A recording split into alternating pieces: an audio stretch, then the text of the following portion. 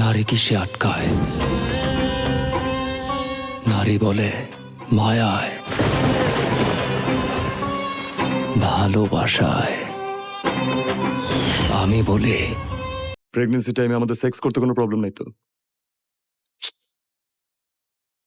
যে আগুন এতদিন নিভে ছিল, আজ সেটা জ্বলে উঠেছে প্রতিশোধের শিখায়। ওরা ভেবেছিল সব শেষ, কিন্তু আসল শুরুটা এখন।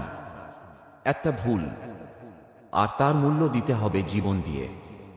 মানুষ না দানব, আজ তার আসল রূপ দেখবে সবাই। যেখানে অন্যায়, সেখানেই জন্ম নেয় রাক্ষস। আমি আর আগের মতো নেই, এবার আমি শুধু প্রতিশোধ। ভয় পেতে শেখো, কারণ আমি ফিরে এসেছি।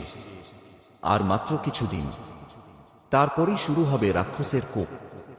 যে ঝড় আসছে, সেটা থামানো সম্ভব নয়।